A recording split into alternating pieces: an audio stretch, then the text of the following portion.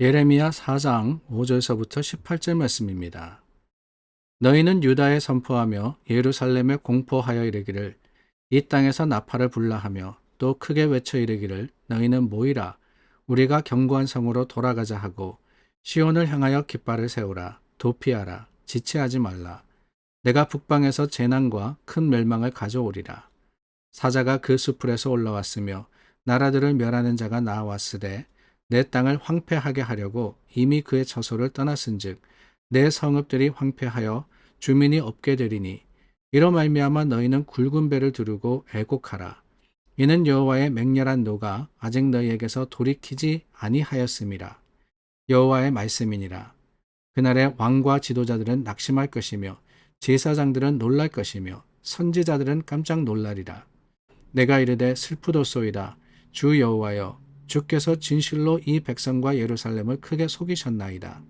이르시기를 너희에게 평강이 있으리라 하시더니 칼이 생명에 이르렀나이다. 그때 이 백성과 예루살렘에 전할 자가 있어서 뜨거운 바람이 광야에 있는 헐벗은 산에서 내 딸 백성에게 불어온다 하리라. 이는 키질하기 위함도 아니요 정결하게 하려 함도 아니며 이보다 더 강한 바람이 나를 위하여 오리니 이제 내가 그들에게 심판을 행할 것이라. 보라, 그가 구름같이 올라오나니 그의 병거는 회오리 바람 같고 그의 말들은 독수리보다 빠르도다. 우리에게 화 있도다. 우리는 멸망하도다 하리라. 예루살렘아, 내 마음의 악을 씻어버리라. 그리하면 구원을 얻으리라. 내 악한 생각이 내 속에서 얼마나 오래 머물겠느냐.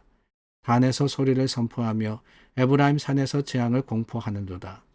너희는 여러 나라에 전하며 또 예루살렘에 알리기를 애워싸고 치는 자들이 먼 땅에서부터 와서 유다 성읍들을 향하여 소리를 지른다 하라.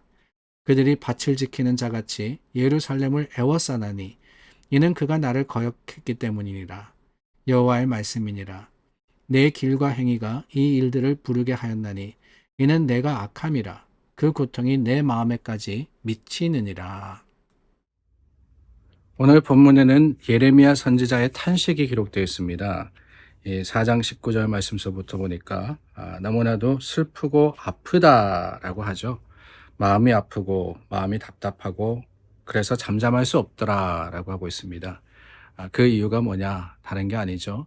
예레미야 선지자가 하나님의 말씀을 선포했습니다. 이스라엘 백성에게 전했습니다. 그런데 그럼에도 불구하고 그 경고와 또한 그 예언의 말씀을 백성들이 듣지 않았어요. 그래서 예레미야가 아프다, 슬프다라고 합니다. 당연하죠. 누가 내 말을 듣지 않으면 답답할 수밖에 없죠. 내가 하나님의 말씀을 전하는데도 여전히 변화가 없으면 그 모습을 보고 슬퍼할 수밖에 없습니다.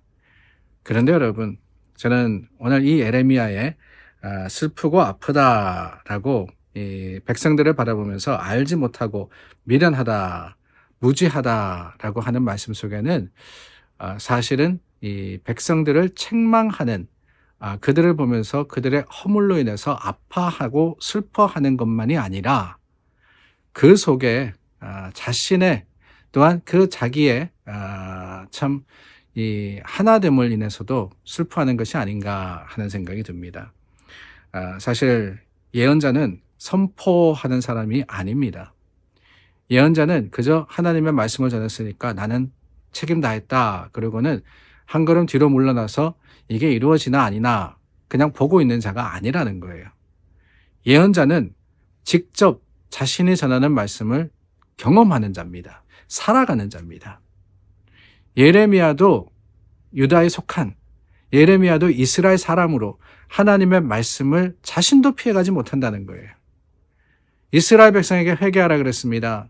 그런데 여러분, 예레미야는 회개하지 않나? 아닙니다. 나는 선하니까, 나는 괜찮으니까 아니라는 거예요. 예레미야 선지자도 하나님의 말씀 앞에 스스로 회개합니다. 자기도 허물이 있고 자기도 잘못이 있으니까. 뿐만이 아닙니다. 돌이키라 그랬습니다. 근데 백성들만 돌이키는 게 아니에요. 예레미야 선지자 자신도 하나님의 말씀 앞에 그 말씀대로 살아가기를 돌이키고 또한 하나님 앞에 눈물로써 회개하며 주님의 주시는 말씀을 따라가야 하는 책임이 그에게 있더라라는 것이지요. 그래서 예레미야가 슬프고 아프다 그런 것은 저는 그렇게 생각합니다. 단지 이스라엘 백성이 전해주는 말대로 행하지 않아서가 아니라 그 속에서 백성들과 또한 자신에게 다가올 하나님의 심판으로 인한 백성들과 함께 그 동일체되는 공동체의 마음 속에서 하나님께서 그들에게 주실 그 슬픔과 아픔이 자신에게도 자기의 가족에게도 그 공동체에 주어진다라는 사실을 인해서 슬픈 것이 아닌가 하는 생각이 듭니다. 목회자를 이야기할 때 그런 이야기 하죠. 목회자는 우리와 다른 사람이야 라고 얘기할 때가 많습니다. 그렇지 않습니다, 여러분. 목회자도요, 성도들과 삶을 공유하는 사람입니다. 하나님의 말씀을 전하는데 그 말씀을 너희가 들으라 라고 그냥 던져놓는 사람이 아니라는 거예요. 하나님 말씀 전하며 설교할 때 그 설교 한마디가 내게도 적용됨을 기억하고 내가 그렇게 살지 못함을 안타까워하고 그렇게 살기를 다짐하고 그럼으로써 하나님이 내게 주신 말씀을 또한 전하고 드러내고 선포하는 것, 이게 바로 목회자의 책임이고 모습입니다. 그렇습니다. 이 하나님 앞에 우리가 함께 서는 것이지 교회는 목회자와 성도가 따로 서는 게 아니에요. 한 마음으로 주님 앞에 설 때 그때 전한 말씀과 또한 선포된 하나님의 이 말씀이 살아 역사하는 게 아닌가 하는 생각이 듭니다. 이 예레미야가 안타까워했던 게 알지 못함이었죠. 하나님의 백성들이 전함에도 불구하고 하나님을 알지 못합니다. 그런데 여러분, 이 알지 못한다라는 것은 지각이 없어서가 아닙니다.